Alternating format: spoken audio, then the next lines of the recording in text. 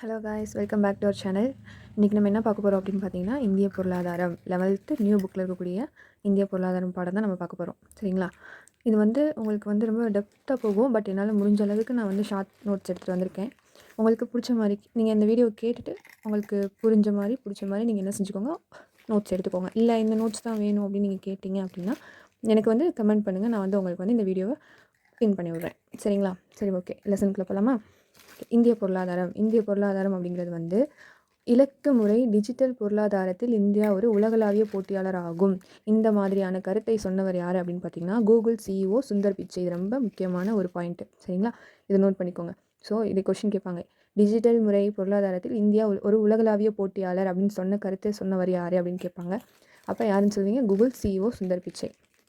அடுத்த டாபிக் பார்த்தீங்க அப்படின்னா, வளர்ச்சி மற்றும் முன்னேற்றம் அப்படின்னா என்ன? பொருளாதாரத்தில் வளர்ச்சி, பொருளாதாரத்தில் முன்னேற்றம் அப்படின்னா என்ன அப்படின்னு கேட்கும்போது, ஸோ வளர்ச்சி முன்னேற்றம்னா நம்ம இப்போ நம்மளே என்ன செய்கிறோம், ஒரு வீடு வாங்குகிறோம், கார் வாங்குகிறோம் அப்படிங்கும்போது நம்ம பொருளாதாரத்தில் நம்ம வளர்ச்சி அடைஞ்சிருக்கோம் தானே அர்த்தம். ஸோ இதே மாதிரி ஒரு நாட்டோட வளர்ச்சியை எது பேஸ் பண்ணியிருக்கோம் அப்படின்னா, ஜிடிபி, மொத்த உள்நாட்டு உற்பத்தியை பேஸ் பண்ணி தான் இருக்கும். சரிங்களா? இதை ஜிடிபியை எப்படி கணக்கு பண்ணுவாங்க அப்படின்னு பார்த்தீங்கன்னா, ஒரு வருஷத்துக்கு 1 இயருக்கு உற்பத்தி செய்யப்பட்ட பண்டங்கள் பணிகளோட மொத்த பண மதிப்பை பேஸ் பண்ணி தான் என்ன செய்வாங்க, ஜிடிபியை கணக்கு பண்ணுவாங்க. ஆனால் இதை மட்டுமே பேஸ் பண்ணி பண்ணுவாங்கன்றது கிடையாது. அந்த நாட்டோட மக்களோட வாழ்க்கை தரம் எப்படி இருக்குது, அவங்க மக்களோட நல்வாழ்வுகள் எப்படி இருக்குது, நலவாழ்வுகள் எப்படி இருக்குது, அதையும் பேஸ் பண்ணி தான் என்ன செய்வாங்க, ஜிடிபி கணக்கு பண்ணுவாங்க. அதில் இந்தியா ஜிடிபி எத்தனை பில்லியன் டாலராக இருக்குது அப்படின்னு பார்த்தீங்கன்னா, 3.3 பில்லியன் டாலராக இருக்குது. இப்போ அந்த ஜிடிபி முடிஞ்சா அடுத்து செகண்டாக என்ன சொல்கிறாங்க அப்படின்னா, மனித வள மேம்பாட்டு குறியீடு HDI, அதாவது ஹியூமன் டெவலப்மெண்ட் இண்டெக்ஸ். இதை எப்படி கணக்கு பண்ணுவாங்க அப்படின்னா, மக்களோட வாழ்க்கை தரம் சொன்னேன் இல்லையா, மக்களோட உயர்ந்த வாழ்க்கை எப்படி இருக்குது, அவங்களோட வாழ்க்கை தரம் எப்படி இருக்குன்றத பேஸ் பண்ணியிருக்குன்னு சொன்னேன்ல, அது என்ன அப்படின்னா மனித வள மேம்பாட்டு குறியீடு HDIயும் PQLI, people qualities of index, life index அப்படின்னு வரும். சரிங்களா? இதை ரெண்டையும் பேஸ் பண்ணியும் என்ன செய்வாங்க, அந்த மொத்த உள்நாட்டு ஜிடிபியை கணக்கு பண்ணுவாங்க. ஸோ அதை பேஸ் பண்ணியும் பண்ணுவாங்க. மெயினாக 1 இயருக்கு உற்பத்தி செய்யப்பட்ட பண்டம் மற்றும் பணிகளோட மொத்த பண மதிப்பை பேஸ் பண்ணி தான் என்ன செய்வாங்க, ஜிடிபியை கணக்கு பண்ணுவாங்க. அதுக்கப்புறம் புக்கில் ஒரு 3 பாக்ஸ் கொடுத்துருப்பாங்க. அதில் என்ன கொடுத்துருக்காங்க அப்படின்னா, மொத்த நாட்டு மகிழ்ச்சி குறியீடு அப்படின்னா கிராஸ் நேஷனல் ஹாப்பினஸ் இண்டெக்ஸ் அப்படின்னு அர்த்தம். இதை சொன்னவர் யார் அப்படின்னு பார்த்தீங்கன்னா, 1972 பூடான் நாட்டை சேர்ந்த 4வது மன்னர் யார், ஜிக்மே சிங்கே வாங்சுக் அப்படிங்கிறவர் தான் என்ன செஞ்சிருக்காரு, இந்த கருத்தை சொல்லியிருக்கிறாரு. எதை, GNHI, cross national happiness index சொல்லியிருக்காரு.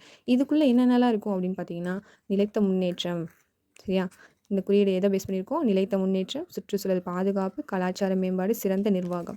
இது எல்லாத்தையும் பேஸ் பண்ணி தான் என்ன செஞ்சிருக்காரு, GNHI தோற்றுவிச்சிருக்காரு. யார் தோற்றுவிச்சிருக்காரு, ஜிக்மே சிங்கே வாங்சுக் அப்படிங்கிறவர் தோற்றுவிச்சிருக்காரு. சரிங்களா? அடுத்து ஒரு நாட்டை ரெண்டாக பிரிக்கலாம். அதாவது வளர்ந்த நாடு, வளர்ந்து கொண்டிருக்கும் நாடு. சரி, ஓகே. வளர்ந்த நாடு அப்படின்னா என்னென்னா, அந்த நாட்டோட தொழில் வளம், மனித வளம், வளங்கள் எல்லாத்தையும் என்ன செஞ்சுருப்பாங்க, முழுமையாக பயன்படுத்துறது தான் என்னன்னு சொல்லுவாங்க, வளர்ந்த நாடு அப்படின்வாங்க. வருமானத்தில் வளர்ந்துருக்கும், சுகாதாரத்தில் வளர்ந்துருக்கும். ஸோ அதுதான் என்னன்னு சொல்லுவாங்க, வளர்ந்த நாடு அப்படின்னு சொல்லுவாங்க. உங்களுக்கு கொஷின் இதில் எப்படி கேட்பாங்க, வளர்ந்த நாடுகளில் பொருளாதாரத்தில் முன்னேறிய நாடுகள் எது எது அப்படின்னு சொல்லிட்டு 4 ஆப்ஷன் கொடுத்து இதில் ஒன்று மாற்றி வச்சுருவாங்க. இல்லை இது எல்லாத்தையும் கொடுத்து கூற்று காரணமாக கேட்பாங்க. சரிங்களா?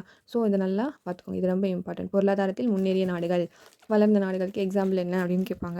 அடுத்து வளர்ந்து கொண்டிருக்கும் நாடுகள் அப்படின்னா, அவங்க நாட்டோட வளம், நிலம், அதாவது சுரங்கங்கள், உழைப்பு இதெல்லாம் என்ன செய்யாதவங்க, முழுமையாக பயன்படுத்தாத நாடுகள் தான் என்னன்னு சொல்லுவாங்க, வளர்ந்து கொண்டிருக்கிற நாடுகள் அப்படின்வாங்க.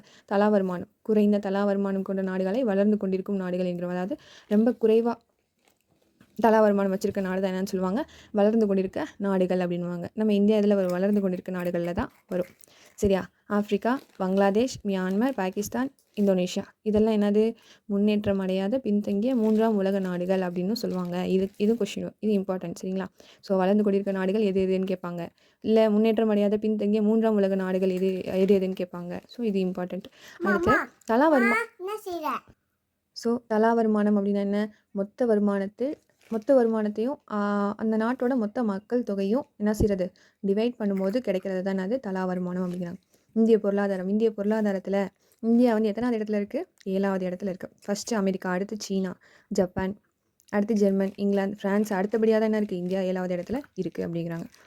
ஸோ 10 நாடுகள் இருக்குது. ஜிடிபி தரவரிசையில் என்னது 10 நாடுகள் ஃபஸ்ட்டு 10 இருக்குது அப்படிங்கிறாங்க. அதில் இந்தியா 7வது இடத்துல இருக்குது.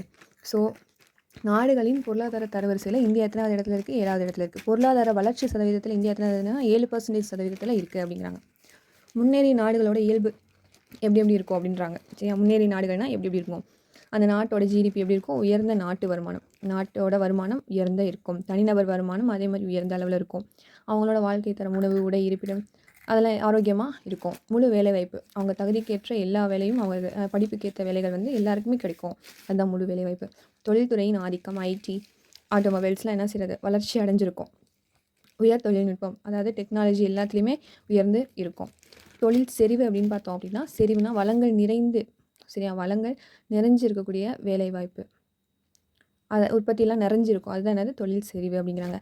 அதிக நுகர்ச்சி நிலை அப்படின்னு பார்த்தோம் அப்படின்னா, பணம் பணம் இருக்கிறதுனால நம்ம என்ன செய்யலாம், நம்ம வந்து எல்லாமே வாங்கலாம். ஸோ நுகர்ச்சினா என்ன அர்த்தம், ஒரு பொருளை ஒரு இதை வாங்குறதுன்னு அர்த்தம், சரியா. அப்போ பணம் இருந்தால் நம்ம என்ன செய்யலாம், வாங்கலாம். அப்போ அந்த அளவுக்கு வந்து அந்த நாடு வந்து எப்படி இருக்கும், முன்னேற்றம் வந்து அடைஞ்சிருக்கும், நிகழ்ச்சி நிலை வந்து இருக்கும் அப்படிங்கிறாங்க. அதிக நகர்மயமாதல், கிராமமே இல்லாமல் என்னவாயிருக்கும், அந்த இடம் ஃபுல்லாமே நகரமயமாக இருக்கும் அப்படிங்கிறாங்க. சீரிய பொருளாதார வளர்ச்சி, பொருளாதாரத்தில் எப்படி இருக்கும், ரொம்ப க்ரோத்தாக இருக்கும் அப்படிங்கிறாங்க. சமுதாய சமத்துவம், பாலின சமத்துவம் மற்றும் மிக குறைந்த வறுமை நிலை, இதில் வந்து எந்த ஒரு வேறுபாடுமே என்ன செய்யாது, இருக்காது. அரசியல் நிலைத்தன்மை மற்றும் நல்ல ஆட்சி, இதெல்லாம் பேஸ் பண்ணது தான் என்னது, ஒரு முன்னேறிய நாடுகளுக்கான ஒரு இயல்பான ஒரு விஷயங்கள் அப்படிங்கிறாங்க, சரியா. அடுத்து அந்த இயல்புகளவையும் எப்படி செய்கிறாங்க, அந்த ரெண்டாக பிரிப்பாங்க. இந்திய பொருளாதாரத்தின் பலங்கள், இன்னொன்று பலவீனங்கள்னு பிரிப்பாங்க. நாம் வந்து பலங்கள் தனியாக பார்ப்போம், பலவீனங்கள் தனியாக பார்ப்போம். ஸோ நெக்ஸ்ட் வீடியோவில் இந்தியாவோட பொருளாதாரத்தின் பலங்கள் பார்ப்போம். இதோட இந்த வீடியோ ஸ்டாப் பண்ணுவோம். கொஞ்சம் கொஞ்சமாகவே பார்ப்போம்.